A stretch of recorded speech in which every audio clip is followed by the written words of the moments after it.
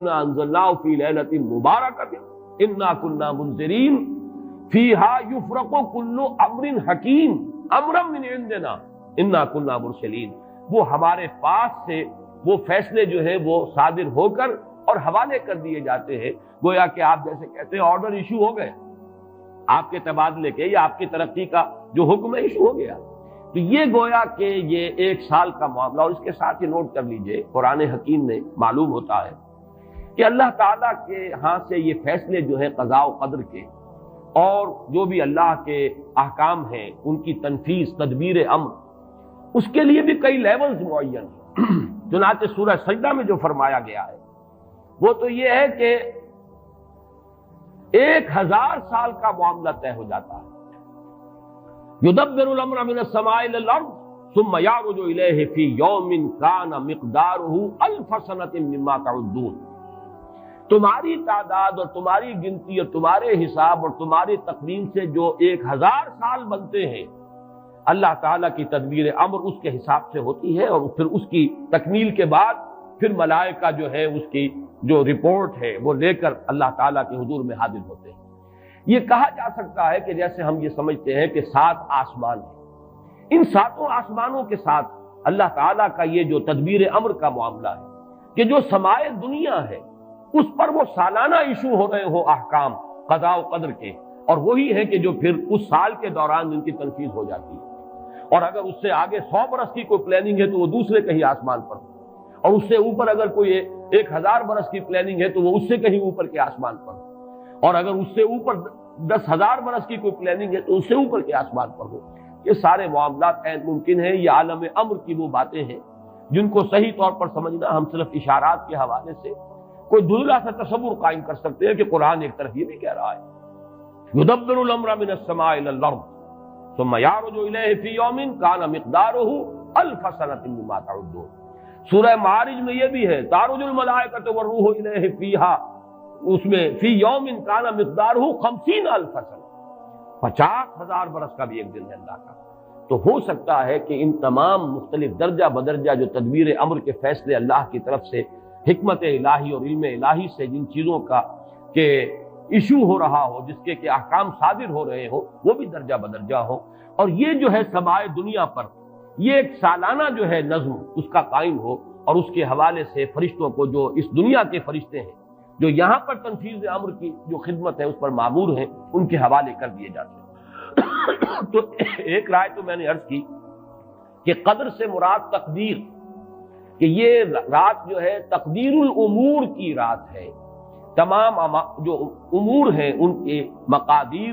ان کی تعیین، ان کے بارے میں اللہ تعالیٰ کے احکام جو ہے ان کا ایشو ہو جانا۔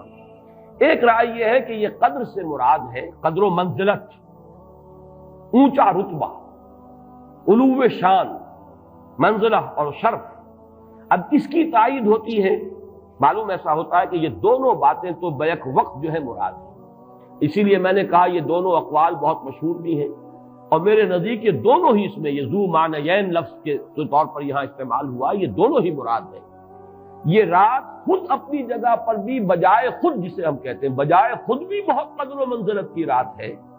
اور اس شب میں 1 سال کے معاملات جو ہیں وہ فرشتوں کے حوالے کر دیے جاتے ہیں۔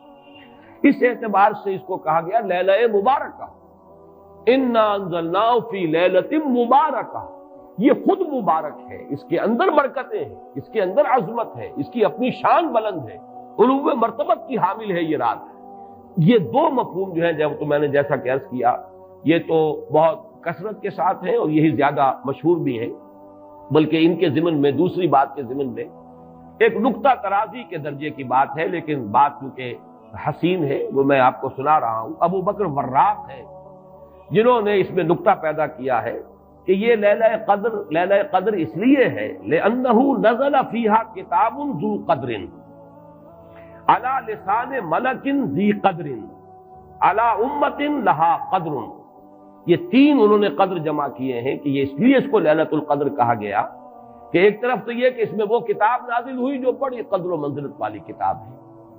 ثانیاً وہ اس فرشتے کی زبانی نازل ہوئی کہ جو بہت قدر و منزلت کا ذی قوت عند ذی العرش مکین مطاع ثم امین، پھر اس امت کے لیے اس کی تنزیل ہو رہی ہے جس کی بڑی قدر و منزلت ہے اللہ کے ہاں. اور شاید اسی وجہ سے وہ کہتے ہیں جناب وراق کہ شاید اسی وجہ سے لفظ قدر جو ہے اس سورہ مبارکہ میں 3 مرتبہ آیا ہے. انا انزلناہ فی لیلۃ القدر وما ادراک ما لیلۃ القدر لیلۃ القدر خیر من الف شہر. لیکن جیسا کہ میں نے عرض کیا ہے یہ بس ایک نقطے کے حد تک ہے، ایک دلچسپ نقطہ ہے، میں نے اس کا تذکرہ کر دیا ہے. ایک تیسرا مفہوم جو شاذ ہے جو لیا گیا قدر سے، کہ قدر کا ایک مفہوم ہے تنگی کا بھی، جیسے کہ سورۃ الفجر میں ہم پڑھ چکے ہیں فَأَمَّا الْإِنسَانُ إِذَا مَا ابْتَلَاهُ رَبُّهُ فَأَكْرَمَهُ وَنَعَّمَهُ فَيَقُولُ رَبِّي أَكْرَمَنِ وَأَمَّا إِذَا مَا ابْتَلَاهُ فَقَدَرَ عَلَيْهِ رِزْقَهُ فَيَقُولُ رَبِّي أَهَانَنِ. انسان کا معاملہ عجیب ہے کہ جب اس کا رب اس کا امتحان لیتا ہے، اسے آزماتا ہے، نعمتیں دے کر، عزت دے کر، تو کہتا میرے رب نے مجھے عزت دے دی. اور جب اس کا رب اس کو آزماتا ہے اس پر رزق کو تنگ کر کے، تو وہ کہتا میرے رب نے مجھے ذلیل کر دیا. تو یہاں پر جو تنگی کا مفہوم ہے قدر میں، تو ایک مفہوم یہ لیا گیا ہے کہ یہ لیلۃ القدر لیلۃ الضیق ہے، اور یہ اس لیے کہ اس زمین پر اتنی کثرت سے، اتنی کثیر تعداد میں فرشتے نازل ہوتے ہیں کہ تنگی پیدا ہو جاتی ہے. اب ظاہر بات ہے کہ یہ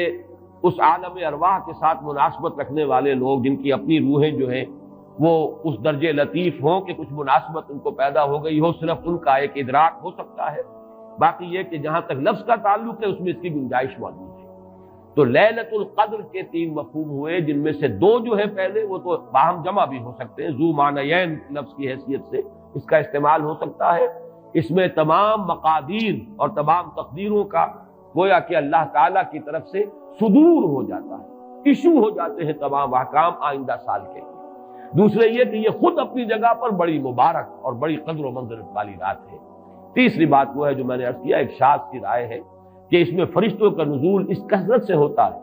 کہ زمین کے اندر اس کی وجہ سے جب جگہ کی تنگی ہو جاتی ہے. واللہ اعلم.